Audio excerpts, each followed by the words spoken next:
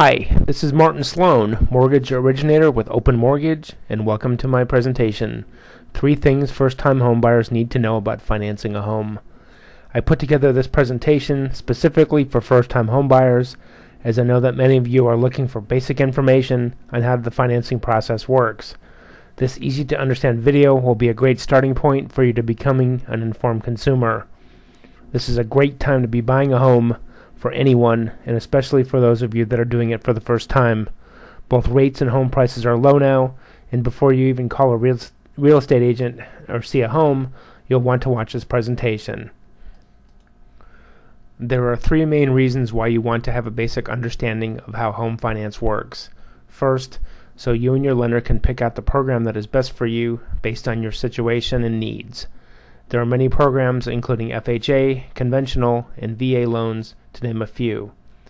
The second reason is that you want to have your expectations as to what you will be able to afford set correctly. It would be a tough pill to swallow to fall in love with a home, only to find out that it is out of your price range. Lastly, few real estate agents will want to show homes to people that have no proof that they can afford anything. This all being said, I hope that you take away something from this presentation, and please contact me with questions. Let's begin.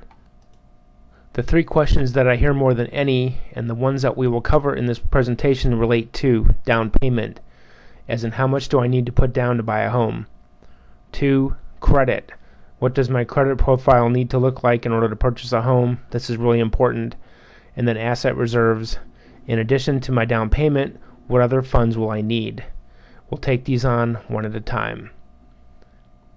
Down payment. The mortgage program you go with will determine your minimum down payment.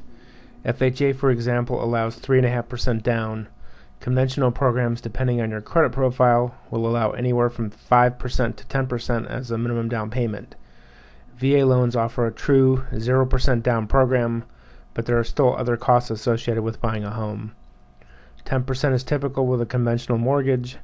If you have the resources to put down 10% and you have the credit profile, you will save a lot of the expenses associated with the FHA loans, which can be costly to obtain.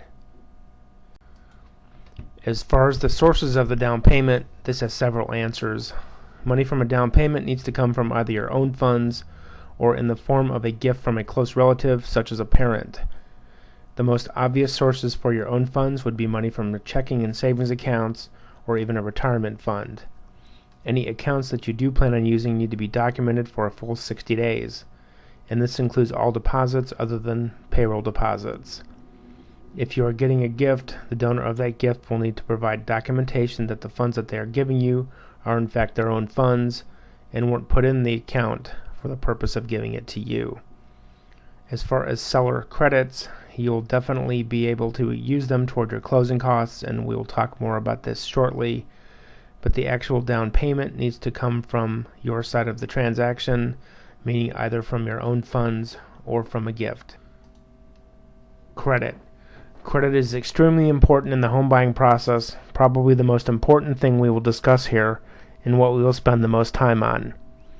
The 2 main things that lenders are looking for when reviewing credit, in addition to credit scores, are recent payment history and debt-to-limit ratios. Let's go into this a little more. Recent payment history is a reflection as to how you have paid your existing bills on time. This is huge, in that lenders anticipate you having the same payment habits over time, and they may be hesitant to want to lend you money if you are having challenges meeting your obligations before you get a mortgage. If you have had late payments but they were some time ago, and you can prove that they are unlikely to recur, you will have a good chance of qualifying from that perspective. Your balance to limit ratios on your credit cards are important as well. These ratios tell lenders if you are overextended. Ideally, you want to have your balances on these cards to be 30% or lower of the limit. Any higher than this, and it will both affect your credit scores and perhaps your debt ratios. Be especially careful with cards with lower limits, such as those in the $300 to $500 range. For example, if the card is maxed out, and that would be easy to do, this could drop your credit score by 20 to 30 points. I see this happen all the time. It can be corrected by paying it down or off, but often this can take valuable time in the financing process. collections you may or may not want to pay off, depending on how old they are and the dollar amount. Paying off some collections may actually drop your score more in the short term than had you left them alone. As far as judgments go, they either need to be paid off before or at closing, or you will need to prove that you have been making payments on time for at least 12 consecutive months. If you have had a bankruptcy, you are going to wait a minimum of 1 to 2 years to purchase a home after it has been discharged. Contact me for more details on this. Finally, if you've had a short sale or foreclosure more than 3 years ago, you are now by definition a first-time home buyer. Short sales, depending on the circumstances, meaning if you were behind on mortgage payments at the time that you sold the property, may allow you to get into a home in as little as 2 years. Foreclosures have the longest waiting period of any credit challenge, and contact me for more information on this as well. Closing costs and asset reserves. In addition to your down payment, you will also need closing costs, which include lender and title fees and possibly some type of reserves. Conventional mortgages where there is less than 20% of a down payment require 2 months of monthly payments in reserve plus tax reserves. FHA and VA mortgages have no asset reserve requirements, but do require tax reserves to be collected at closing. In Illinois, the amount of tax reserves that you will need will depend both on what month you close and in what county. Tax reserve requirements in the Chicago area will typically be highest in the summer months, as this is when taxes are due for many of the counties.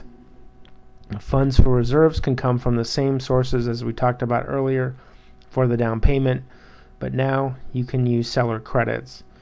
These can be hugely important when negotiating a real estate contract, in that you can ask for them to help reduce the amount of funds that you will need to close the transaction. Wrap up. Well, that's all, folks, and thank you for watching. I know that we have covered a lot of information here, and you probably have tons of more questions. If there are any that I can answer, or you're ready to get pre-approved to purchase a home, please either call me or send me an email through the website. We offer conventional FHA and VA mortgages, and our services are second to none. I and Open Mortgage are ready to serve you with all of your home purchasing needs, and again, thank you for watching.